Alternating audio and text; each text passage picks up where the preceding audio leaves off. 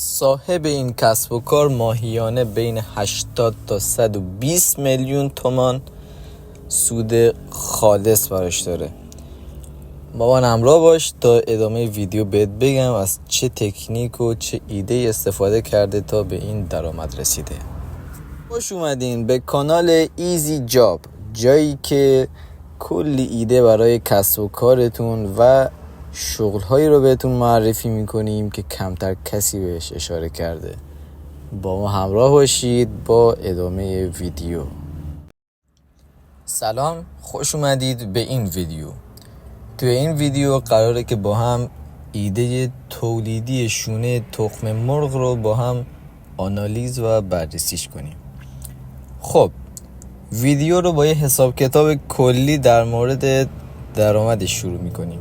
این دستگاهی که توی ویدیو الان دارید میبینید توی هر 6 ثانیه 4 شونه تخم مرغ به عبارتی توی هر دقیقه 40 عدد شونه تخم مرغ، هر ساعت 2400 تا و هر شیفت 12 ساعته 28800 عدد شونه تخم مرغ تولید میشه. این از این. خب قیمت شونه تخم مرغ حالا بستگی به شرایط 270 تا 350 تا تک تومانیه. ما میگیریم 300. با این قیمت درآمد ناخالص این کارگاه حساب کنیم روزی تقریبا 8 میلیون و 640 هزار تومان هستش روزی. درآمد ماهانش این کارگاه 30 روز رو بخوایم در نظر بگیریم تقریبا گردش کنیم میشه 260 میلیون برای هر یه دونه دستگاه. طبیعتا اگه دستگاه بیشتری باشه خب درآمدش هم بیشتره. این از درآمدش. حالا میمونه هزینه ها. هزینه هاش به 2 نفر نیروی کار نیاز داریم که حالا یکیش میتونه خود صاحب کارگاه باشه، یکی هم استخدام کنه. این کارگاهی که من رفتم ازشون پرسجو کردم و تحقیق کردم 2 نفرشون یکی خود صاحب کارگاه بودش، یکی هم پسرش بود. 2 نفری با هم کار میکردن، یعنی سودش دیگه کاملا خالص بوده، هیچ نیروی کاری وجود نداشت که استخدام کنن و پول بیمه و هزینه و این چیزا رو بهش بدن. حالا ما 2 نفر رو در نظر میگیریم. فرض میکنیم شما 2 نفر رو استخدام میکنید. اگر حقوق و اضافه کاری و بیمه رو تقریبا 40 میلیون بگیریم ماهیانه، هزینه ملک اگر اجاره باشه که همون ماهی 10 میلیون که اگه اطراف شهر باشه هم کمتره تا 5 میلیون میرسه. حالا ما همون 10 میلیون رو در نظر میگیریم. هزینه مواد اولیه رو هم میگیریم ماهیانه 100 میلیون. مواد اولیه‌اش رو هم که دیگه همتون میدونید چیه، کاغذ باطله و اینجور چیزا که با هم خمیر میشن. میتونید خودتون خمیرش کنید یا میتونید بدین بیرون براتون خمیرش کنید، فرقی نداره. همون ماهیانه 100 میلیون در نظر میگیریم برای مواد اولیه‌اش.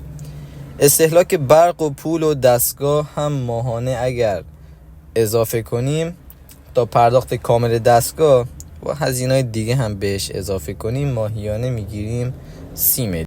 هزینه ها روی هم چقدر میشه؟ تقریبا 180 میلیون برای 1 ماه و 1 دستگاه و 1 شیفت کاری 12 ساعته. اگه 2 شیفت کار کنید که باز درآمدتون بیشتره، اگه 2 تا دستگاه بگیرید یا بیشتر بازم درآمدتون با این حساب کتابی که الان کردیم بیشتر میشه. ما دیگه این میشه بدبینانه ترین حالت ممکن. حالا اگر دیگه خودتون بهتون گفتم دیگه 2 شیفت و دستگاه بیشتر کنید درآمدتون هم بیشتره. در کمترین حالتش هزینه ها و درآمدش همین قدره. حالا نکته مهمی که میخواستم بهتون بگم چیه؟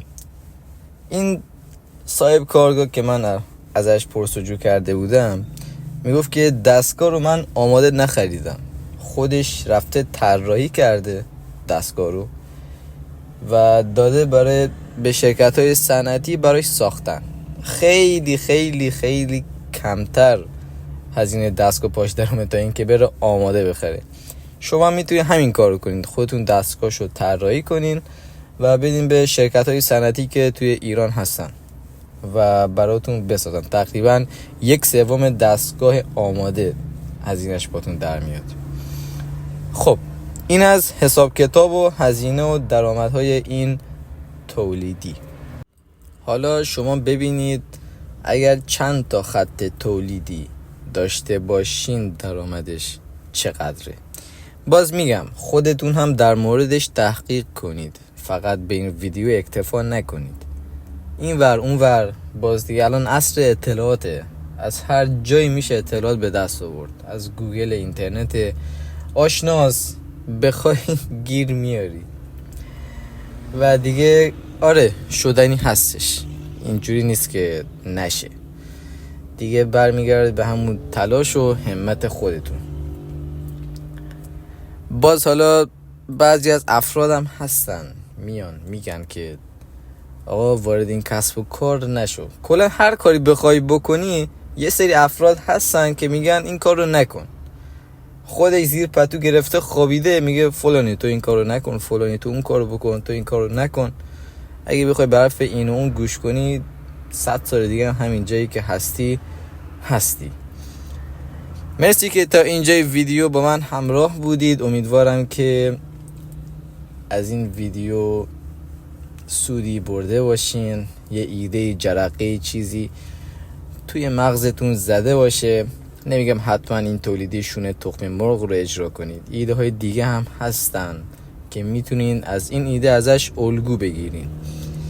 یه خود خلاق باشین، یه سری جزئیات بهش اضافه کنین، میتونید از رقیباتون جلو بزنین. یه خود همین خلاقیت نیاز داره. در ادامه هم ویدیوهای دیگه آپلود میشه با ایده های جدید و چیزهای متفاوت. شما رو به خدای بزرگ میسپارم. فعلا خدا نگهدار.